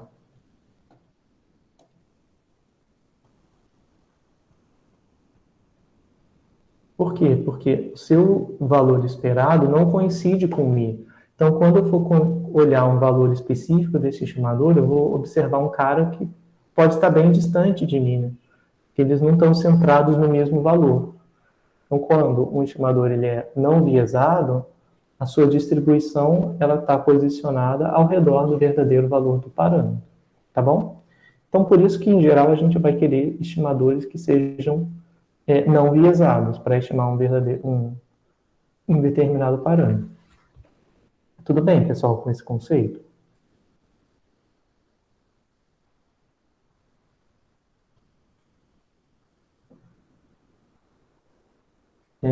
Bom, vamos ver então uma ilustração para a gente entender um pouco melhor o que acontece.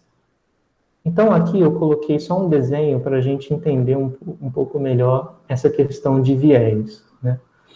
E eu coloquei não só a questão do viés, mas a questão da variância do estimador. Então, a gente tem aqui duas propriedades, tá? A primeira, que a gente gostaria de ter para um estimador, que é o viés baixo. No caso, né, de x barra na estimação de mi, o viés é nulo, então é o melhor cenário possível em termos de viés. E, dois, a gente também quer estimadores com baixa variância. Vamos ver por quê.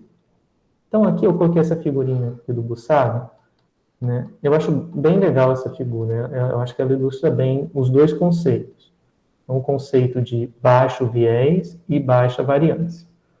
Então, a gente tem aqui 4 cenários, tá? A gente vai pensar nesse centro aqui como sendo o verdadeiro valor do parâmetro. Então, aqui está o meu θ, tá? Ele está bem no centro do alvo, né? Em cada um desses casos aqui, o pontinho é o θ. Então, vou botar até assim, né? Porque eu acho que fica melhor. Então, o pontinho é o θ. E aí, esse xzinho é o quê, né? Então, vou colocar aqui o xzinho, ele representa os valores, né, de θ chapéu para diferentes amostras. Então, esse primeiro desenho está me dizendo o quê? Uma das amostras, fui lá, coletei uma amostra de tamanho n e calculei o valor de θ chapéu. Deu esse aqui. Aí, se eu pensar que eu vou calcular outra amostra e vou calcular o valor de θ chapéu, vai dar esse aqui, né? E assim sucessivamente. Então, nota que esses pontos, né, ou seja, essa variabilidade que vem do θ chapéu, né, ela está ao redor, está distribuída ao redor de θ, mas tem uma grande variância, né, porque eu estou achando valores, eventualmente, bem distantes do verdadeiro valor do parâmetro. Então, esse primeiro caso, vou colocar aqui, tá?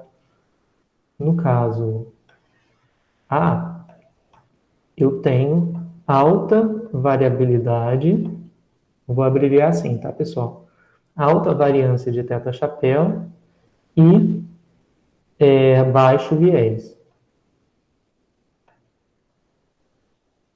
A gente vê que essa não é uma situação muito boa, né? Porque, dependendo da amostra, eu posso achar estimativas muito longe do verdadeiro valor do parâmetro. Vamos ver esse segundo caso. Esse caso aqui é mais horroroso ainda, né? Por quê? A variância está bem elevada. Então, aqui no caso B, eu tenho alta variância. E eu também tenho um alto viés, né?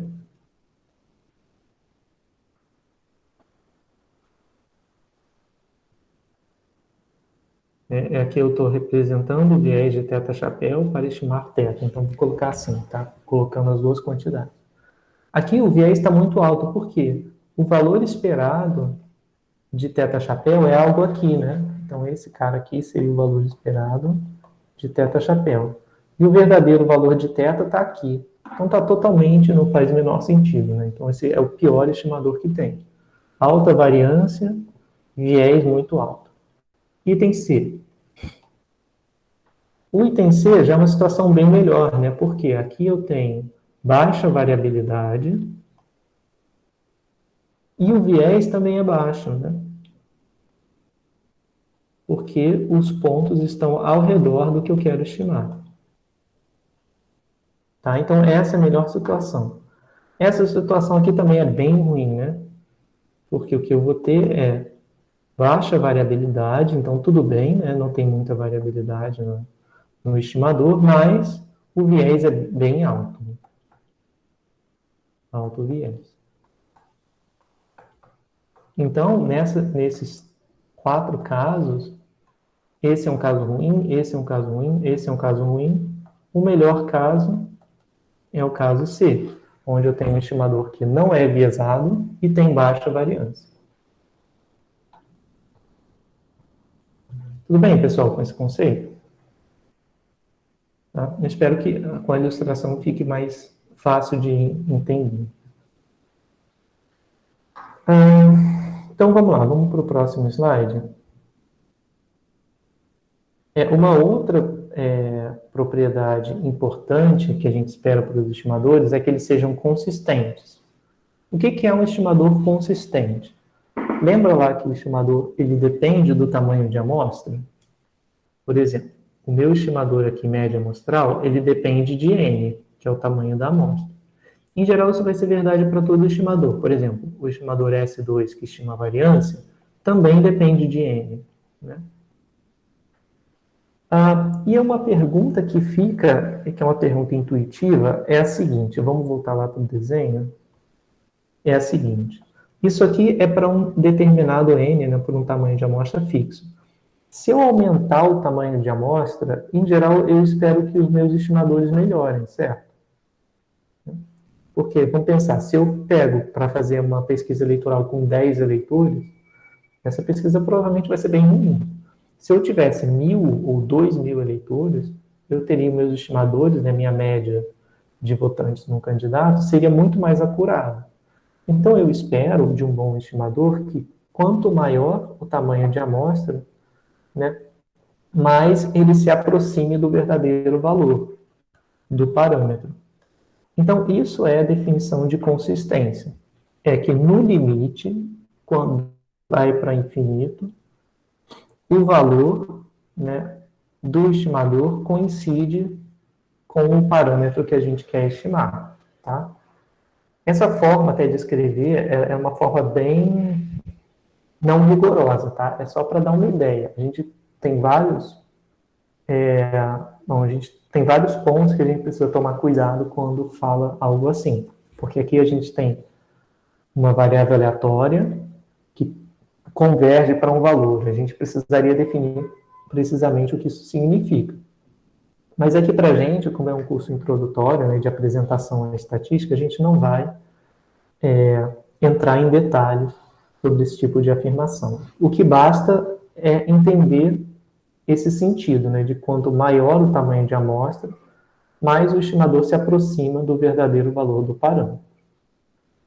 Bom, aí, pessoal, eu vou só falar desse gráfico e a gente fecha a aula de hoje, tá bom? Ele é um gráfico, deixa eu ver o que tem depois, eu acho. Depois é para outras variáveis. Aí eu retomo isso na aula que vem para outras variáveis, tá? Eu fiz o seguinte aqui. Eu coloquei uma população Bernoulli de média 0,2, tá? Na vida real, a gente não sabe isso. A gente nunca vai saber quem é esse valor, tá? Isso aqui seria, por exemplo, se o iésimo entrevistado vota num candidato X qualquer, tá? E 0 caso contrário. Então, nesse caso, os meus xis vêm da Bernoulli E a probabilidade de sucesso, ou seja, a probabilidade daquele eleitor votar no candidato que você está fazendo a pesquisa, né? Essa probabilidade, aqui ela está sendo igual a 0,2, mas na vida real a gente teria que estimar, tá? Nossa probabilidade seria um valor P que eu quero estimar. Só que aqui eu quero só ilustrar um conceito para vocês. Então, eu fui lá no R e fiz uma simulação, né, vindo da Bernoulli, para ilustrar esse conceito. Então, o que acontece? Aqui, meu parâmetro de interesse é o parâmetro P, que vale 0,2. E eu coloquei esse parâmetro P aqui. Tá? São essas bolinhas. Nota que todas elas estão em 0,2. Aí, pessoal, fiz o seguinte, ó. Vamos olhar o que está no eixo Y. O eixo Y, eu vou colocar aqui sem estar na vertical, para a gente conseguir entender.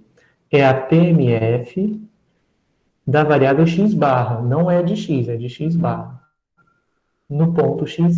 Ou seja, no eixo Y eu tenho P de x barra igual a x. Para vários valores de x. Né? E aqui eu coloquei cada gráfico desses. Aqui eu tenho o valor de x no eixo x. E no eixo y eu tenho a probabilidade da média amostral ser igual a esse valor x. E eu fiz isso para vários valores de n. 2, 5, 10, 20, 50 e 100. Tudo bem? E aí, vamos olhar o que acontece. Então, nota que esse x barra, ele depende de n. Né? Porque quando n é igual a 2, o x barra é a média de dois valores da amostra. Então, se eu fizesse a minha pesquisa eleitoral, né, com só duas pessoas, eu só observaria como média 0, se as duas pessoas não votassem no candidato, ou, né, a média é meio, que seria uma pessoa votar no candidato e a outra não votar, então eu estimaria a probabilidade, a proporção de votantes como 0,5, ou a proporção de votantes seria igual a 1, se eu observasse dois votantes daquele candidato, dois eleitores daquele candidato. Então você vê que é completamente horrível, né? A minha distribuição de x barra, ela está totalmente enviesada, né? Quer dizer, não enviesada, não vai ser enviesada, mas ela está totalmente distante, né, do verdadeiro valor do parâmetro que eu quero estimar. E na vida real, eu não sei onde está essa bolinha, não sei que ela é 0,2. Então, se eu usar uma amostra de tamanho 2, é péssimo. Né? Aí, o que eu vou fazer? Eu vou aumentar o tamanho de amostra. Nota que se agora eu tiver uma amostra de tamanho 5, olha como é que está o x barra. Né? O x barra, ele já está com uma probabilidade mais elevada ao redor do verdadeiro valor do parâmetro. Né? Mas, ainda assim, né, existe uma alta probabilidade de eu estimar, por exemplo, a minha probabilidade, o percentual de eleitores como sendo 0,4, que é o dobro do real. Né? Então, eu preciso aumentar mais o tamanho de amostra. E aí, pessoal, vai acontecer um fenômeno bem interessante. Quando eu vou aumentando o tamanho de amostra, o que vai acontecendo? Eu vou concentrando cada vez mais massa de probabilidade ao redor do verdadeiro valor do parâmetro. Né? Olha para o n igual a 50. Para o n igual a 50, é quase impossível, né? Muito difícil observar valores muito longe do 0,2. Está quase tudo contido aqui. Ó, quando o n igual a 100, então, ó, fica mais próximo ainda. Então, mesmo que eu dê azar de pegar uma amostra atípica, né, com 100 valores, essa amostra, ainda assim, ela vai pegar uma proporção parecida, né, uma proporção bem próxima do verdadeiro valor do parâmetro, que é o 0,2. Tá? Então, a média amostral, ela tem esse comportamento. Quando você aumenta o tamanho de amostra, ela vai se tornando cada vez mais concentrada ao redor do verdadeiro valor do parâmetro. É isso que a gente chama de consistência. Tá? Então, pessoal, na aula que vem, eu vou mostrar esse exemplo para outras variáveis, né, para Poisson, para exponencial, e aí a gente vai falar um pouco sobre a lei dos grandes números, tá? Para entender melhor por que esse tipo de comportamento acontece, no caso da média, tá? Bom, pessoal, é isso. Então, eu vou terminar a aula de hoje por aqui. para dar tempo de vocês assistirem as próximas aulas. Beleza. Valeu, professor.